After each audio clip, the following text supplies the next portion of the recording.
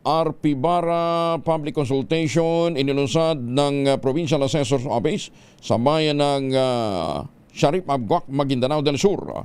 Kung bakit, alamin natin mula kay Jun Di Makutak, Aris 19. Assalamualaikum, Brother Jun. Alaikum assalam, Brother Angel.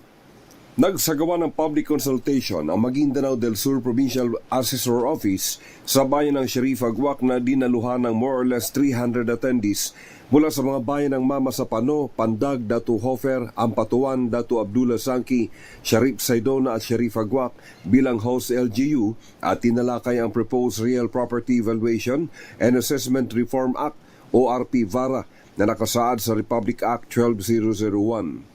Malugod namang tinanggap ng Sharif Abguac LGU led by Municipal Vice Mayor Muhammad Haji Ahmad Uping Ampatuan Jr.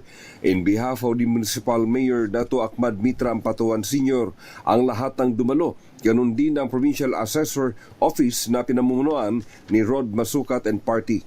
Sa pahayag ni Department Head Rod Masukat, may increase mang dala sa real property tax. Ang bagong batas na ito, may positibo namang hatid ito sa mga landowners dahil masyado namanong napag-iiwanan ang Maguindanao del Sur kumpara sa mga karatig probinsya sa usaping ito. Sa bagong batas, mayroon namanong uniformity at hindi namanong magkakalayo ang halaga ng lupa sa buong bansa. Sa bagong batas ng RP VARA, tanging assessor office na lamang umano ang magkandak ng evaluation sa mga properties.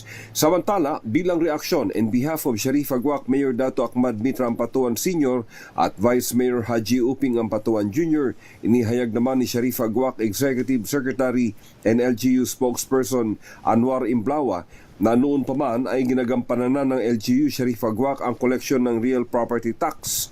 Sa kabila na batid naman umano ng mga taxpayers ang kanilang obligasyon sa bayan ng Sharif Abguac, magpapatupad pa rin ang Office of the Municipal Mayor ng Massive Information Drive kaugnay sa tax amnesty at increase sa halaga ng mga land properties sa buong bansa. Mula sa Central Mindanao, RH19, Jun Di Makutak, DZRH, una sa Pilipinas, una sa Pilipino. Sukran, Jun.